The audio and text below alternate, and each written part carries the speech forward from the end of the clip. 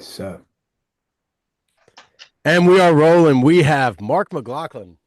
Holy shit. Like, what bro. I mean, when did you start writing for Elite? You wrote for Elite, what, back in 2002 or 2000, three or yeah, four or some shit, right? yeah. I mean, I got to know Jim Wendler, and then Dave Tate and those guys, and wrote an article. Yeah, I think like 2003 about incoming freshmen in high school, and and then within that site, I got to know Buddy and Tom and yourself and Joe, and that's how old we are now that we're talking about the early days of the internet. So yeah, man. I mean, that was, in my opinion, that was like the golden age of strength and conditioning when we all kind of started. So, Mhm. yep, been doing it for a while, Mike. The golden age. Yeah, When when guy exactly. when guys used to write outrageous bullshit on the Oh, Elite Q&As. unbelievable. And then some of the guys, I was thinking about it, kind of thinking about our talk today. Remember John Davies, the renegade? Yeah, holy shit. John And I Davies. remember Buddy just ripping him, and oh my God. And then that's where James the Thinker came in. He only Yeah, wrote by the Thinker, you know? Like, right, right. Yeah, good times. bro, I bet that But it website. truly was the golden age. Yeah. It Yeah, truly dude. was the golden age because there was so much good quality information on there and getting Oh, uploaded regularly too. y- yeah, and I mean all the stuff that Louis was doing, and Dave, and I mean, yeah, absolutely, Alex. Like it just went off, and then everybody sharing information, and some of the seminars that we got to go to, like the Verkhochansky seminar in '04, and then I listened to Buddy talk with Mike Hope back in Syracuse, like in maybe '06 or '07. Mhm. So yeah, Coach X, right? right. And '62. Uh, And God. so do you And I see Buddy still doesn't have sleeves on his shirt. oh fucking never. Bro, I I cut the sleeves off my shirt for 2 years after hanging out with him for a couple of months. Oh, Uh do you still write for them? I don't. No, I haven't written for them for a long time. So I have my own blog, and I haven't written much, over the last 4 or 5 years. But if I put anything up, that's where it goes. Yeah, dude. Blogs seem to be. I mean, no one goes on blogs now. It's just what can you Right. consume in 90 seconds? You know, all that bullshit. Oh yeah. Yep. So so tell me about your background. I know you from Elite, and you always posted Uh stuff about huh. mitochondrial density, and like it was always aerobic work that we'd be hearing about from your corner. What's your background? Like, I don't know. To be honest with you, I really don't know Yeah. shit about you. Yeah. All good. A lot of people don't, so that's fine. Yeah. So I grew up. I'm one of four brothers. I'm the oldest, and the babysitter for my mom was, putting some rubber boots on us, and throwing us outside. In the late '60s and '70s, and so I grew up playing every sport. Was fortunate to play two sports in college. So I played basketball and baseball for a couple of years. And then after that, I did triathlons, I did marathons, I raced my bike competitively in the Northwest for probably 3 or 4 years and had a blast doing that. And then, was always in athletics. And then when I was like 37, at the time I was selling food packaging for a living. And I started reading about these high school athletes that had catastrophic injuries, in, of all sports, track and field. One girl broke her femur at the end of a cross country race, and there was 3 cases of anemia. Yeah, I know, and 3 cases of anemia at one school, and I'm like, okay, when I was in high school, like, we didn't even know what an ACL was, or anemia and all this stuff. And so I started researching on my own. And so I started reading about, USSR training, East Germany, all that. And so I trained myself like that for like 3 years, had good success. I was, 37 to 40 during that time. And then I'm like, yeah, I want to do this for a living. So then I volunteered at my high school for 3 years, worked with the football team, What and high had school good. is that? Is that Lake That Oswego? was no, I went to LaSalle High School in Milwaukee, which is like 15 minutes from Lake Oswego.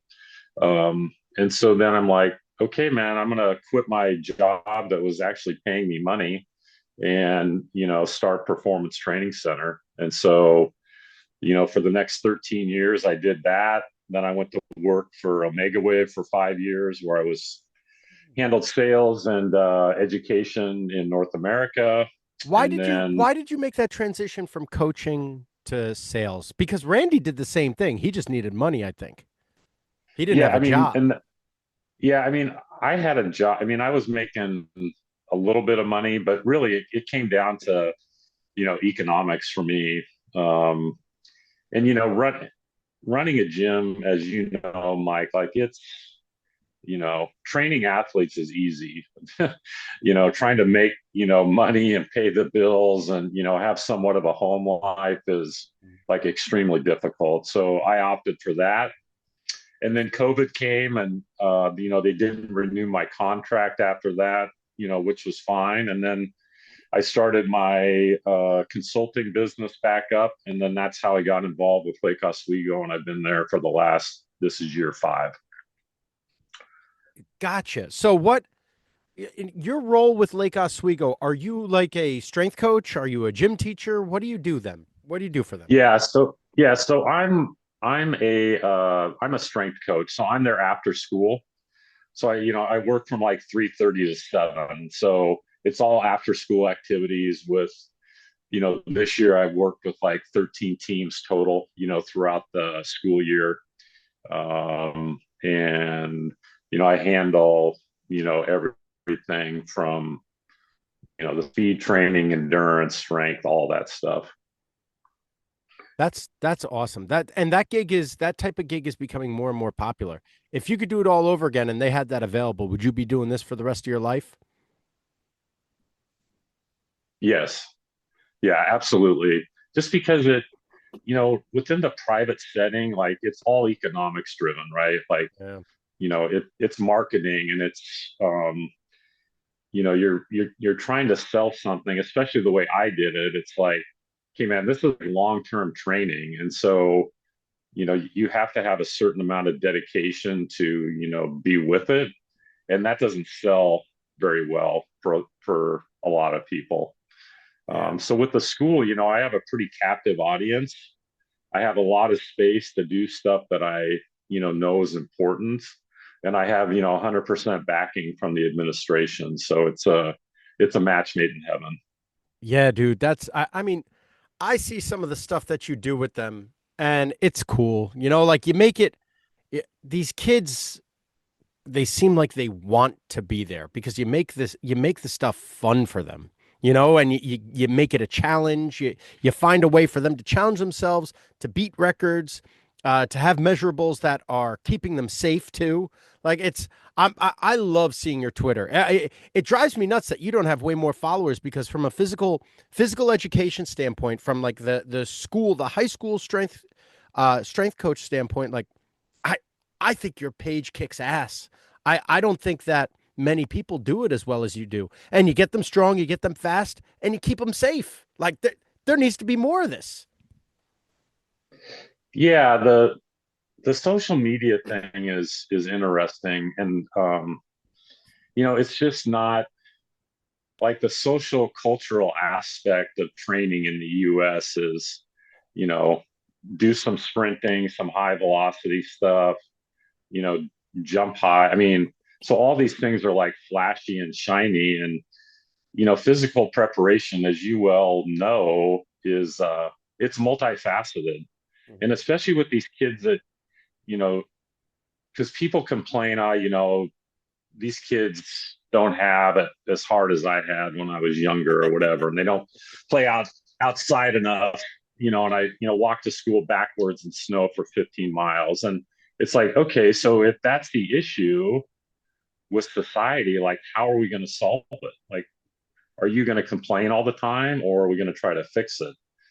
And so that's what, I listened to Buddy back in the day talking about, physical preparation and movement. And, I hear Randy Huntington talk about it, and so I always thought, well, if I have an athlete that would get to those two coaches, I want them to have this literacy that, hey man, I can just now start training them because they're at that point. And so that's kind of been my mindset throughout this whole thing.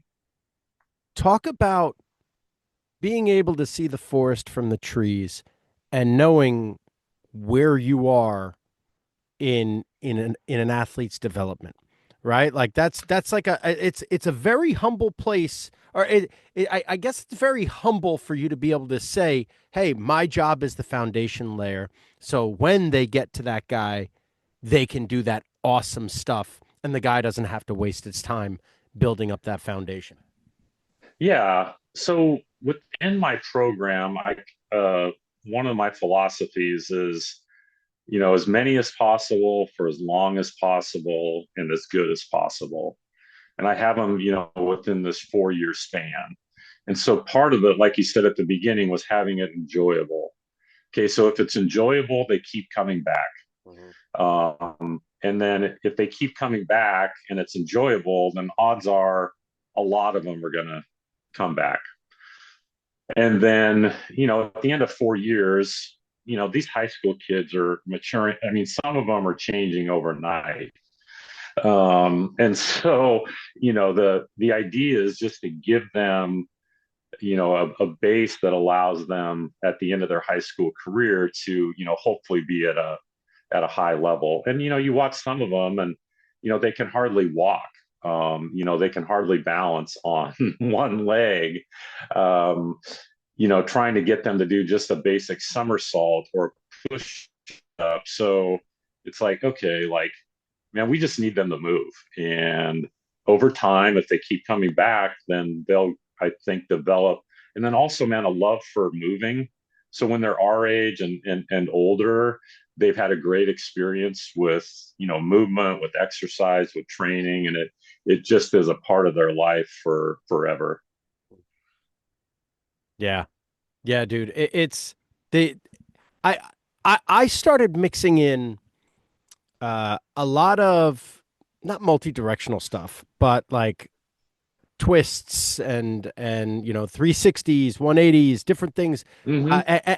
And I started doing that way back when I started coming across Dan Paff stuff, probably like I don't know, Mm-hmm. 12 years ago, where he would do star jumps and he'd do the jump tucks, and it's like it's Right. general. It teaches general body awareness, and it's stuff like it's different than box jumps. You know what I mean? Like it's Right. something. It's contrary to everything that the foundations of performance training and power development and all this. Like, what about building just basic awareness and teaching these guys how to manipulate their body through space? And I saw you have a guy throw a med ball in the air, I think, and do a Yeah. somersault, right? Like Yep. something. Yep. Can you go into some of that stuff you do? I Yeah. think that's so awesome. So let's see. On my YouTube page, I don't even know if it's public, but I have like 60 clips of like old Russian videos. Um, and it's, some of it is children doing some of that stuff. Some of it is high level athletes like Sergey Bubka doing stuff. It's like, it's so basic. Um, but just how they moved. And then, Tudor Bompa has, a lot of different exercises like that. And that's where I got that one with the, somersault. And it's, you know, team sports are perception and action. So, I mean, you can be fast, right? But if you can't create separation, say as a wide receiver, or, if you can't, open your hips and, go back with the wide receiver as a defensive back or, linebacker. And so everybody gets caught up in speed, which I'm not saying it's not important, but if you're not in your environment and know how to solve these problems on a movement standpoint, the speed doesn't matter. And so I'm giving them a general foundation of how to perceive and act within this environment that is, different than these rote, industrialized, movement patterns. You know, Um, Devin McCourty and I were talking, and Devin McCourty played in the NFL for 13 years, and he could have played more. He just didn't want to play anymore. And we were talking uh-huh. about Darrell Revis. You remember Revis? Oh yeah. He said towards the end of his career, Revis was like a 4.8, 4.9 guy, wasn't fast, but he said he shared time with Revis, and he was able to learn from him. And he said one thing that Revis was able to do was first he could move his body any which way that he wanted to do it, right? And it wasn't just about his speed, but his ability to problem solve, to identify patterns and make an adjustment. Said as soon as he lines up, all right, well, there's 13 routes he could possibly run. Takes his first step down to 5. Takes his second step down to 3. Takes his third step. All right, I know which way he's going. Right, like these little, and because of all these drills that he's capable of doing, or all these movements that he's capable of being able to put himself into these positions, it made him that much more effective at what he did. And it wasn't about the Yeah. speed. It was about the knowledge and his ability to move. Yeah.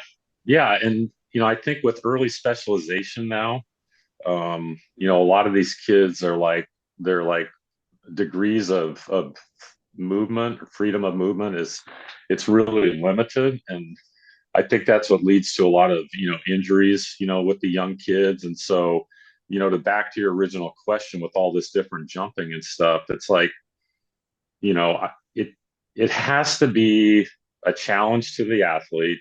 It has to be enjoyable for them. And it has to be I feel like, kind of an unorganized, unstructured environment where, that in and of itself is a challenge. So, and I go back to a lot of the old Russian videos, and I'll share some of the videos with you after we're done. But man, there's so much good stuff, like so much good stuff. Or that, the Polish weightlifting video from like the 1970s. When they're running Like through the that's woods and shit. yeah, Dude, yeah. I was gonna share that. I was gonna pull that up. It's awesome. I love Oh, that video.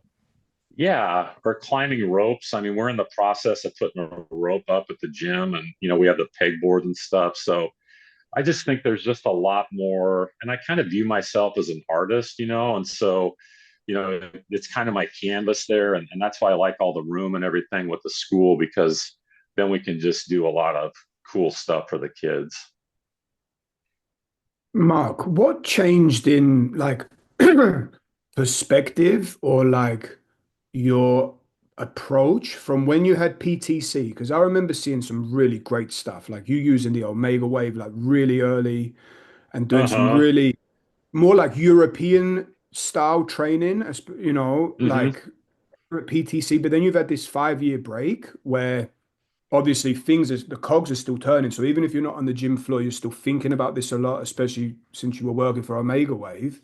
Now coming into the to Lake Oswego, what changed in like your application and also maybe your perspective in this period? Yeah, that's a great question, Alex. So I think part of it was like at PTC, just the way that it was set up, like I was telling Mike earlier, like you had to be really dedicated to, you know, train there long term. And so it kind of self-selected like some really good athletes. Like, I mean, at one time, like I had a 5 year span where we had, I had 5 or 6 players of the year go through there. And so you could, and they had been with me for a while. And so the training that I could use with them was, advances, and maybe that's the right word, but I was able to apply, more stress to them. And they were able to handle it and actually thrive in those environments. Um, and I mean, yeah, just really great athletes. So now, and then with OmegaWave, that kind of gave me a chance to kind of rethink some of this stuff. And then when I got to Lake Oswego, I'm like, okay, like it's not self-selecting itself. Like I'm going to have kids that can't do a push-up, that can't walk. So, I've really got to start from a training age of zero.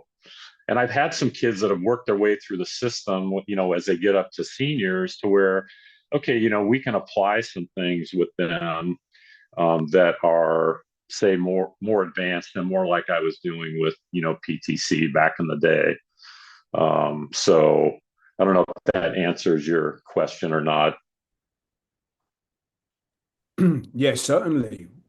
What about your perspective in developing athletes? Did anything change in that 5 year break? Yeah, I mean, I really got back to like this, like total movement, total like working with the whole athlete. Because at PTC, I was limited sometimes with like gymnastics was like kind of out of the question, and I had started that back in '03 when I did have more room, so I always wanted to put that back in. Um, and then also like the perspective of a kid who may not even start in high school. He's just there for the fun of it.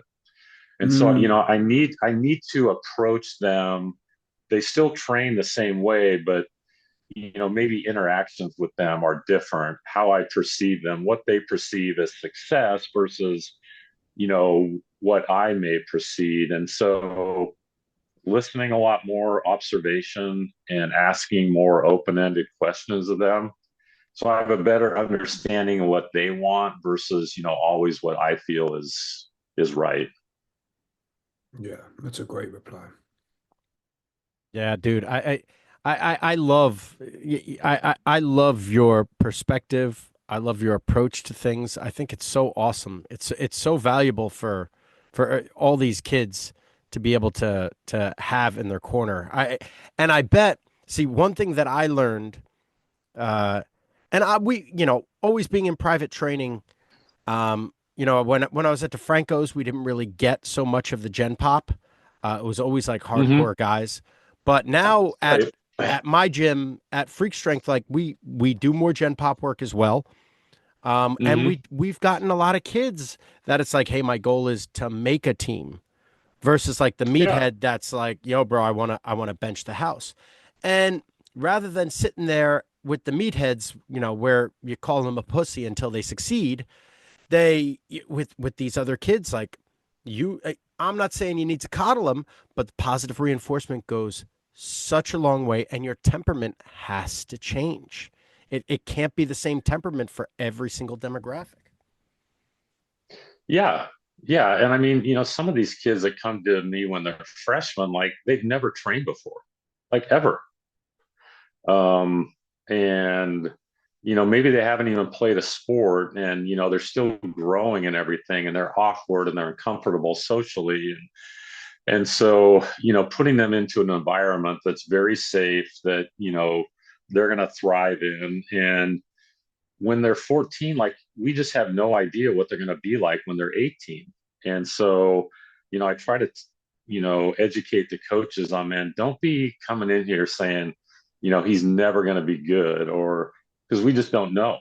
And this senior class that graduates this year, the football team, was the first class I had for 4 years. And there was 23 that started as freshmen, and we ended up with 17 graduating as seniors. But out of that group, five of them were like 115 to 135 as freshmen.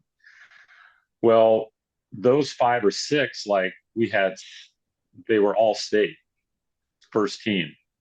And I mean, there's a lot of things that went into that, but it's like that just kind of goes to my point where I didn't know. Like if I just said Jaden and Noah and some of these guys are going to be all saying like looking at you, got to be kidding me. Like, they may not even see the field, and then here they are kind of leading us to the state finals. So, that is another thing that I think has changed my perspective in that, you know, people tell these kids that they are all stars from now when they're 6, 7. And I always ask the question, okay, telling them that, does that inhibit their ability to do the work as they get older? Um, is that their limiting factor, is being great at 7 or 8? So that's another thing that I'm very conscious of, is watching what I say about athletes out loud. Yeah, I can imagine that. That might be really. I think there's a lot more wisdom in that what you've said than just meets the eye, you know. And mm, what I guess also because you have them for a 4-year period, which is absolutely a blessing, right? That you know that Yeah, you've got them for this amount of time to the private sector where you don't know, after that package is done, you don't really know if they're there or not because even if they want to be there, their parents might not be able to afford it, etc. So how, I guess you must have some kind of system for development, like for long-term athletic development, but then how do you manage it? Like I love that you termed yourself an artist. So I guess you're gonna have to like chop and change a lot of things because they're developing and adapting at different rates. How do you yep, manage that within the group setting too? Because I guess it's just you, right? Like you don't have like in the yeah. NFL 10 assistants. No, no, it's just me. So within football, Alex, within the training groups, I have 4 different groups. So it's red, white, black, and navy. Navy is like the top tier, for lack of a better description of it, and red is like the incoming groups. And so, they're moving within those 4 groups. And so the red group, like, yeah, it's incoming freshmen, but then this year we had a lot more football players play basketball. So then once basketball was over and those football guys came with us, they went to the red side. So they were doing, the Vern Gambetta leg circuits. They were doing gymnastics with the team. They were doing, a lot of body weight stuff. Some of Derek Hansen's like sprint capacity stuff. Um, and so, they were with incoming freshmen. Some of these guys are, going to be seniors.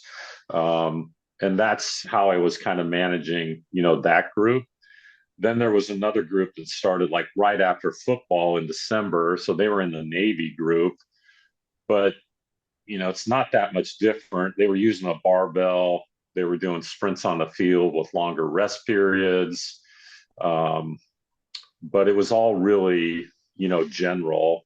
And now, since we've had those basketball guys, now they've moved up into like the white or the black group. So now we're introducing some barbell stuff, maybe some more jumping, and things like that. So it's just kind of this revolving wheel, like you said, of mixing and matching. Their attitudes towards being in the red group sometimes, is kind of an ego, chop for them. But I kind of let them know why they're there, and the importance of it. Um, and for the most part, they buy into it.